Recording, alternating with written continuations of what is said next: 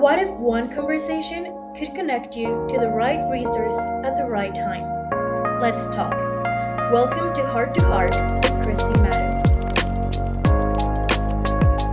Hello, everyone. Thank you so much for joining us for another episode on our Heart to Heart series.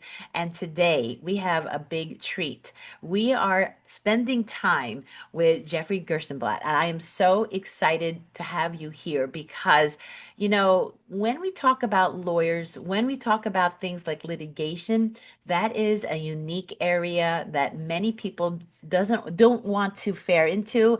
I myself am not a litigation attorney. So when I do meet people who do this, especially when you talk to Jeff and you'll find out, you'll see why he's good at what he does and why it's so important to associate yourself with people who know what they're doing and who really like what they're doing. You want to work with a lawyer that you can trust. And my pleasure here and my honor is to welcome all of you to meet Jeff, that I've known him for several years now. And just a little bit of background. So, Jeff is a lifelong resident of New Jersey and the Jersey Shore. He attended and graduated from Freehold Township High School, and then he went on to Rutgers College, with, like me, with Rutgers University, graduating with a BA degree and eventually obtaining his law degree, which I'm so excited about. And, Jeff represents a variety of businesses in the area, especially when it comes to debt collections, helping a lot of professionals get what they need to get when it comes to breaches of contracts and the debt collection. But he's also well versed in other areas of law, especially when it comes to restraining orders, domestic violence, family law things, which we will dive into. But everyone, I really am so excited to welcome and have this time to chat with Jeff Gerstenblatt. Jeff, congratulations and thank you for being here. Thank you for inviting me, Christine. It's good Oh, to always good to talk to you. You know that. absolutely. So, I was thinking about when we first met and how long I've known you. But, I always like to dig and find out, what made you become an attorney? What were things that have happened that led you to this profession? I have a very not sexy story about it. I got through undergraduate with a political science degree. My goal, and I worked at my college radio station, was to be the next Marv Albert, and that Oh, wasn't going to work out. My heart was to be a sportscaster. Maybe now it would have worked out because every game everywhere is on TV, but it wasn't that way back then. It was 1984. And ESPN was just kind of starting up. And So I took a gap year, managed a Toys R Us in Tom's River for a year, and then went back to law school. And No really strong aspirations to be a lawyer, but I knew I wasn't good in science and math. Those were not my strong suits, but I knew I was bookish and I wrote well and I had good reading comprehension. So I yeah. figured, what is the pinnacle of a liberal arts education? It's a law degree. That's right. And I'm so happy you said that because every profession has, certain skill levels that, if you have an affinity to, it makes sense for us to be in there. And I agree with you. I'm the same way. I love writing, I love reading. So I do feel like this profession is the type of profession that really, that's where you can blossom and and Mhm. surprisingly, Jeff, a lot of times people think, if you're creative, you may not flourish in the law. But I think the opposite. I think the more creative you are, the better you are at the law. Because you have to persuade, you have to argue in certain ways that are creative, right? I've come a long way. I'm really quite a shy person. I think we had this talk a few weeks ago where I said that there were two types of lawyers. There's the ones who fly by the seat of their pants, but they excel because they're just great at what they do and can pick things up. And then there's the ones who are overly organized, and I fall into that category. I have everything written out. I have my file memorized, so I'm much better. Not off the cuff, but when I have a script and when I know what I'm going to prepare, what I'm going to do. And to further what you said, I have a joke. If you had like an open mic night, probably half the people would be lawyers because lawyers are frustrated actors and hams and they always have a side as a musician or a stand-up comic or something like that. Good point. That's a good point. So now, for all, when you look at, your career from when you started, Jeff, we have almost the same number of years under our belt to where we are today. Can you point out, what are in certain ways has the practice, changed since you Oh, started? Lord, the biggest changes have been with computers, Yeah, and the new technology, which for all of its ups and downs and for me is kind of a dinosaur trying to figure it out, has really made the law profession much easier in many, many ways. And I've had to come kicking and screaming to some of that technology, but once I learned it and mastered it, I was very happy that I did. I go back to the days of whiteout and public telephones where we used to have a calling card. I remember the first firm I right. worked at, they gave me a card and I'd have to go to a payphone and punch in the numbers and do all of that. And now you go to the courthouse and the payphone booths are like time capsules, they're museum pieces.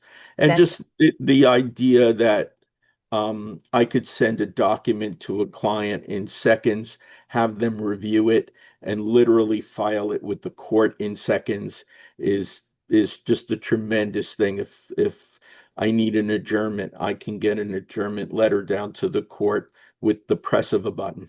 yeah. And You those are the know, kinds of things that are definitely an advancement I in the agree. practice. And that took adjustment. And I'm with you. I used to do insurance defense, and I remember when we would, have settlement conferences, and then had to go to the phone booth, take out the credit card, the phone calling card, and talk to the adjuster Absolutely. and see what we could work it out.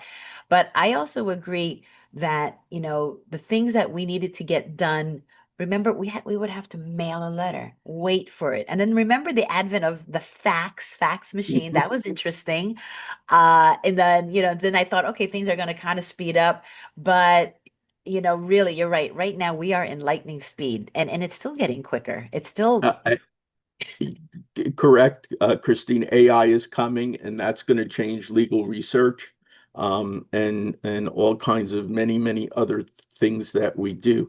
But go back to tell stories about when we started. I had a thermal fax machine, so the faxes would come out in a long scroll, yeah, and it looked like reading, hear ye, the King's proclamations. I forgot And it about came that. out, That's right. and you had to like cut them into pages.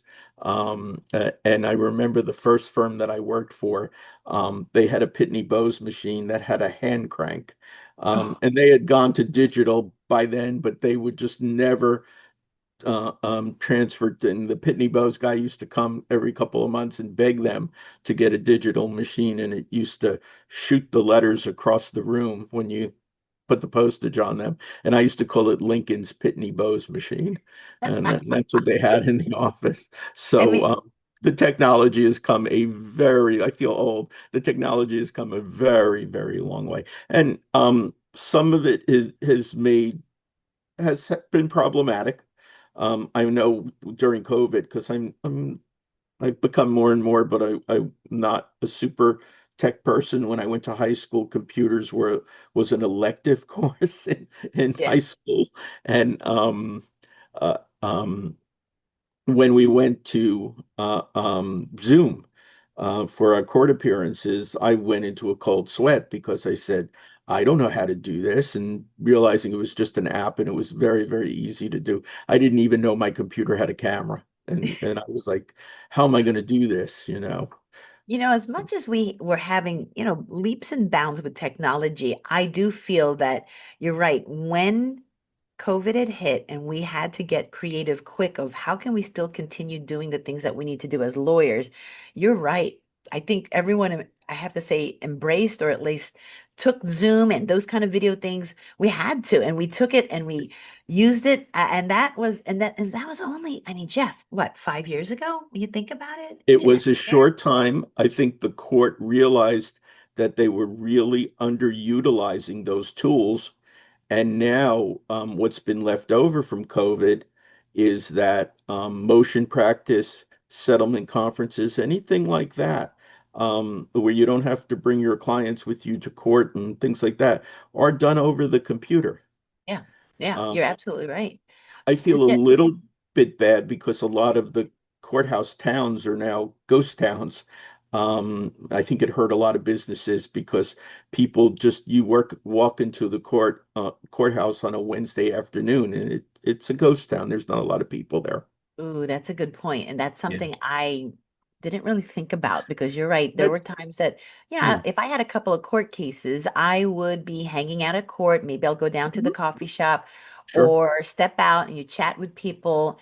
And now you're right. No one does that. I mean, everybody's staying where they are. Yeah, Yeah. we don't in Ocean County, which is one of my home courthouses. We don't even have a coffee shop, which I've spoken to a lot with the judges and said, not so much because I really want a cup of coffee or lunch. I said I've settled tons of cases in that coffee shop, Yeah. and it helps you, the court, to have a place where we can go down in the basement or across the street where I could sit down with the other attorney and hammer it out over a cup of coffee. I said that's, even in Monmouth County now, they had closed their coffee shop for a while, but they've got Yeah. it open. I Yeah. think that's something very fundamental for a courthouse. Yeah. And those are A, the things you don't a think coffee about. shop and conference rooms. If I were to Yeah. build a courthouse, those are the two things I would have. But So, it's all about human interaction, right? In mhm. order to get certain things done, it all comes down to relationships. And so I think that, begs the question, what I'm thinking, Jeff, is if you can tell us more about your firm, the areas of practices that you are focused on and why. I always like to know, and what you do to help families and businesses that come to you. Well, I consider myself a small firm, a very small firm. And I consider myself, we like to call it a litigation boutique. I primarily, almost 90% of my practice is just doing litigation. Um, I will do a lot of special civil work, which are cases that are under $20,000. But for a lot of people, that's their first experience, maybe with the exception of getting a traffic ticket with with the courts. And $20,000 isn't a small amount of money anymore. When I started, I think small claims was like 3,000 and special Yeah. civil part was something like 5,000, Yes. or something like that. So Yeah. the amounts of those cases have gone up, and it's not unusual to have, both sides represented by attorneys in those kind of cases now. I try to do some family law. I haven't done as much as I used to do, but I used to do a great deal of family law. And mostly civil litigation, some criminal, of course, municipal court. Not much in terms of indictables, and we try and help everybody. Like any good lawyer, I will represent defendants as well as plaintiffs. Lots of times the plaintiffs are institutional clients. It may be a doctor's office.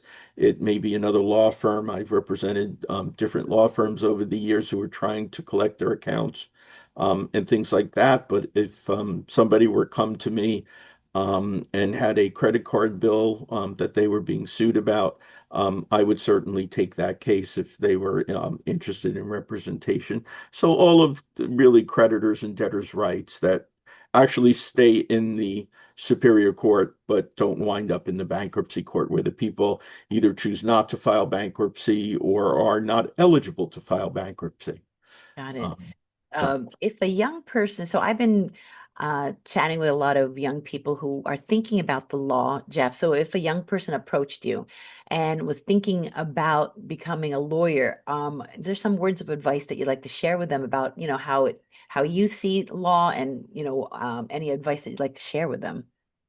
um, They don't they don't I might be more discouraging than some other people, but I've never I know when I used to talk to you in the hallways of the court, I don't sugarcoat things. Lawyers tend to puff, and I've never was a first generation college student, let alone a generation graduate student. So I just don't puff things. It's not an easy profession. It seems to get more difficult as the years go by. I don't know if that's me or it's changes in the law that make it harder to practice. I will say this. Um, if you want to work for yourself, it's very conducive to be able to do that. A fax machine, a laptop, and a telephone, and you're a law office. You don't need a whole lot in terms of technology. The product is you, so you can do it with some fairly low overhead. And I've always kind of done that. I know people have expanded and grown more than typically I have. And sometimes I find people and they say, well, I'm working part-time. And I laugh because I don't think there's a way to practice law part-time. I don't think You have I'd to, love you to have see to be very dedicated to, and people are surprised because people think, oh, lawyers, they just want money and this and that. You have to be very, very dedicated to your clients to do it and do it well and to maintain your office and maintain yourself as a profession. And one thing I say to young lawyers always is that this is a service job. And if you don't like helping people, you probably should get a job somewhere doing legal research or something like that. Because you're right. if you don't like helping people, then you're probably not going to be a successful lawyer. All the It's other things are going to come to you. You're going to be surprised how quickly you can grow your practice. yeah. But you've got to dedicate yourself to your clients. And that really has to be your first priority. And that can be very difficult. That can No, be very I agree with you, difficult. Jeff. At the end of the day, we are here to serve. I Hmm. mean, this is a type of profession where you are really getting in their minds. You're getting into all of their business, like anything personal, professional. And I think the best attorney relationships are the ones where you really get to know your clients. You know how they are, you know what they're looking for. You get to hear their voice, and you can actually hear their voice in your head. And that is such a unique type of profession. So, based on that, Jeff, I was curious. I do think that as attorneys, we carry a lot of internal dialogue. We carry a lot of weight when we help our clients. How do you separate yourself, though? Because I think it's very easy to get pulled into their emotions, their, situation, and you still have to be objective. You still have to give them good advice. Well, and I've always thought that that was one of my strengths because well, sometimes you get calls as a litigator and a lot of people's experience is just watching television and they say, well, are you aggressive? And I try and explain to them that picking up the chair and throwing it across the room really is fun on TV, but it's not going to do very well in front of a judge. Um, that's not how you win your case. So you have to remember that you're there to advise. I am able to present bad news as well as good news Mhm. to clients. I'm there to advise them. They don't always listen to me. They don't always take my advice. And in those situations, as long as they're not asking me to do anything unethical, I'm going to do what the client asks me to do. Yeah. Uh, but you're there. The whole purpose of you being there is to be able to separate yourself from the emotions of your client, to be able to negotiate with the other side, and to do that contact. Very often, I'll have a client say, should I contact them? Should I call them? I go, no, that's my job. I will contact them and do all of that for you. I don't want you talking to the other side, Yeah, which you're there's right. ethical rules about that anyway. Yeah. But you want to be, you're the go-between. You're the one, especially in family law. I mean, the two sides may not be able to talk to each other. Well, that's the job of the attorneys to be able to talk in dialogue. And sometimes you meet an attorney in family law who's very litigious and very difficult to deal with. And I always see, that person's probably not serving their client really well. Yeah. And I've always felt that, we're here to give education Hmm. about their decisions. But at the end of the day, I always tell the clients, you make your decision.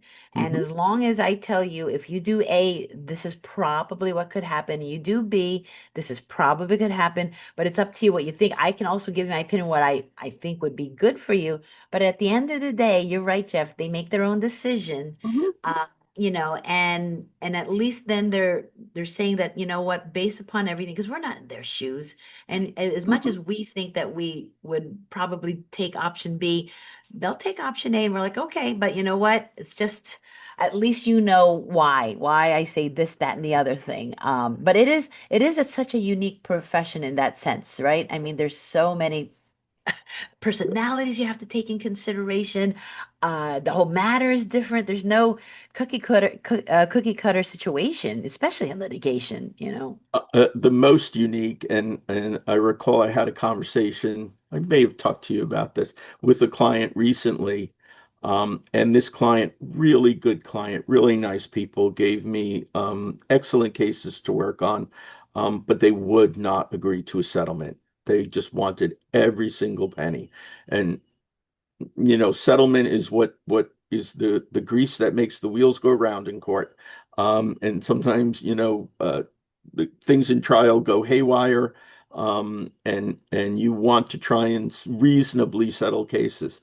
And I sat them down one time and I said, guys, I don't know that I can continue this because you're not, and settlement is one of my best things. They said, you're not letting me represent you to the best of my abilities. You have to let me try and settle cases. Because if you take every case to trial and get a judgment, you may win the battle but lose the war. And if you settle, you're gonna cut your losses. I These were love. business things. And they said, it sounds like you're firing us. That's what the client said to me. And I Oh, said, no, not to the contrary. I enjoy you. I like you and going to keep you as a client. I said, but I can't keep a client who doesn't let me settle a case. And they've been much better about it since I I had that talk with them. also, what I feel is one of the battles that we have is managing client expectations. Hmm. Like when we take on a file, I think it's very important to find out, well, you want us to help you. What is the goal you want to achieve? What would be, successful in your mind? And if it's something I'm like, okay, I can get that. Or if they say, and I'm like, oh wait, that's really not possible. That's going to be hard. But at least we're having the conversation. I think I've seen situations where you don't have the conversation, and midway you're thinking we're resolving this, and they're just like you said, we're going to war, and you're like, wait, what? And that is probably a common scenario when you don't really align yourself to make sure you understand what's their expectation about this, right? I think that's very hard. It's a Yeah. hard And skill. and and there are, I suppose, it's like the consigliere and the Godfather. There's probably good wartime lawyers that, sometimes I've had a litigation and especially in matrimonial where you say you probably don't need me. You probably need a bigger firm that's going to be able to crank out a lot of motions and really battle this. But um, to what you were saying, I have a saying because lawyers are perceived so poorly on television that, when people call me to come to see a lawyer, that's a big step. Yeah. That's a very big step. Yes, I And when agree. they come in, they're sort of looking sideways for the exit. And I say when they come in and see me, if they think I'm an axe murderer, and if they think I'm only capable of manslaughter when they leave. I'm doing pretty well with them. And yeah, without a doubt, I always ask people when I meet with them at some point during the meeting, what would you like to see happen?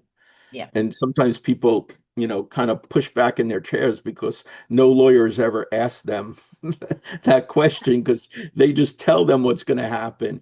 And exactly what you say. And you could say, well, maybe that's not going to be a realistic outcome. I think it may turn out this way or that way.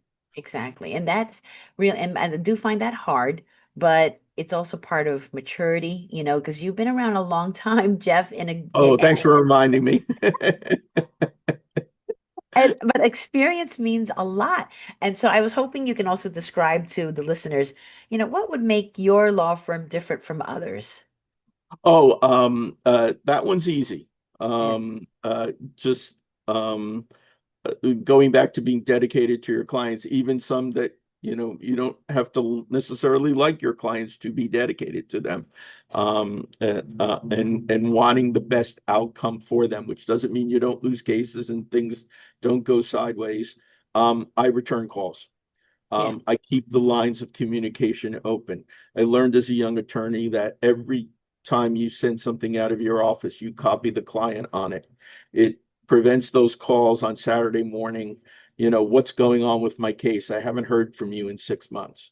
Yeah. Um, Communication is so important. I have a 24-hour rule.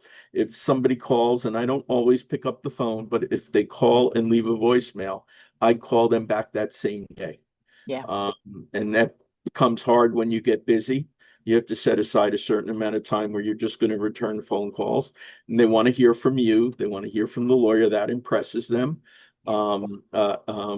But if I keep the lines of communication open, I can call and give them the worst results, Yeah. and it will go better. People will be angrier if I'm not communicating with them.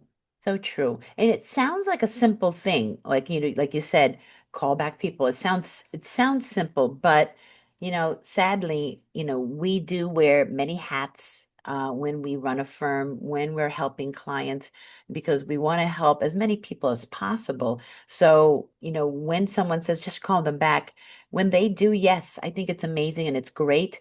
But I also would wish people can and see how much else we're dealing with. So for doing that is a big deal and it's good. And you're absolutely right. And that is just, one of the most important things that you could do is to keep up communications with your clients. I mean, I think that's like a basic mantra. And I see that with you, Jeff. You're very responsive. You're very good at that. You really Yeah, are. and just copying people, with if you send, and the technology has made that easier. When I email a letter, I get hardly any mail anymore. It's mostly emails. Yeah. And certainly all the court does is email. You never get anything mailed to you from the court, hardly anything. But if you just copy the client, and that's just, the touch of a button, the client is going to be more, is going to feel that you're paying attention to their case, and they're not going to be upset. When I go out socially and people say, "Oh, you're a lawyer," I always get complaints about the worst lawyer. I don't know if doctors get that. Probably not. Yeah. But people always tell me about their worst experience with a lawyer, and it is always, "This lawyer never called me back. Yeah. This That's lawyer exactly never right. called me back." That's That's so that's true. the biggest one. Yeah, that is the biggest. It's one of the Yeah. most common issues that, if you ever, I'll look, for those things. And one of the common obstacles that attorneys have when trying to have a successful law firm is communication, making sure they're communicating properly, returning calls. But if we can just go back to basics, I think that solves a lot of issues. And like you said, raising your standards with also your clients that they see you differently, saying like, goodness, he calls back. That makes such a big It, difference it, with it's everyone. huge. They Yeah, think, "Oh, okay, I know what's going on with my case. This person's in my corner, even if we may not be winning. yeah, This person is looking out for me." So it's important, and I understand also. Um, the best judges to me are the judges that still understand what it's like to be a lawyer. Being a lawyer, it's not easy, and it becomes that thing. Oh, great, you return all the calls. Well, it gets harder and harder yeah, as you get more successful and as you get more clients. I mean, it's easy when you have 20 cases. It's a lot harder when you have, 500 cases that so you're dealing true. with. It's so true. But Jeff, it's this was it's your fantastic. priority. I love this, your nuggets that you're sharing because, you know, people have to hear, that there are lawyers that care like you, and you care. I know you do. I can tell already. And I'm sure anyone who's listening and watching can see that, you care very much about the people you serve, and the quality of work that you create. And that is huge. That is a big deal because sadly, if one or the other isn't there, it makes a bad experience, bad situation worse. And it makes people distrust lawyers even more, sadly, you know. But Jeff, this was fantastic, and I really appreciate you spending your time and sharing some insight about you and what you do. Can you share with everyone? And we're going to put everyone in the chat and everything about how to get in touch with Jeff. But Jeff, if you can tell people, what's the best way, your phone number, website, how they can reach you. Oh yeah, through my website, and they can contact me, gerstenblattlaw.com. And my phone number is 732-987-7038. And they could give me a call anytime. We have 24-hour voicemail. So if you leave me a message, I promise I will call you back. You could also email me through the website, and I will respond to all of that. And one last question, Jeff. So, working in the law, it can be all consuming, but what do you do for fun? What do you like to do? Oh, I have a very big CD collection in music, and I'm always going to see live music. I was last weekend, I was at Woodstock for a few concerts. They have a great music scene up there, so I usually am very involved in that. And I have always worked for charities, a little less so now, but I hope to be able to get back in it. But I always served on boards and worked with charities and 501(c)(3)s that I had interest in.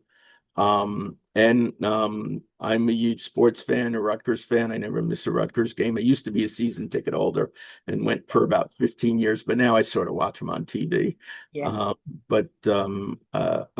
all of those things, yeah, you do have to be well-rounded. And what you said about reading, I always have a book.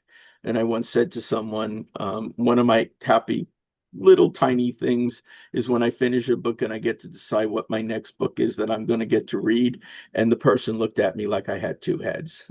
It was a person who hadn't read a book probably since college and said, why are you doing that? That's horrible. But Oh, yeah, I'm always reading. I have quite a large library. yes, you do. I know. That's right. I love, and I'm the same Yeah, way. I I'm love always reading. carrying around my Nook. Yeah. Whenever I have like 5 or 10 minutes, I'm usually have my head buried in a book. Me too. Me too. I Yeah, love it. Well, Jeff, thank you again for spending time. This was wonderful. And for you're welcome. everyone, please reach out to Jeff, especially if you have one of those matters where you think you may have to go into litigation, but you do want some opinions. Jeff would be the best person for all of you to reach because he will give you his advice, tell you the right situation, what will happen, and give you some idea of what to expect. Jeff, thank you so much for your time. Thank you, everybody, for listening. And again, stay tuned for our next episode coming up. Thanks again, everybody. Thank you for watching. For more info, go to matuslaw.com.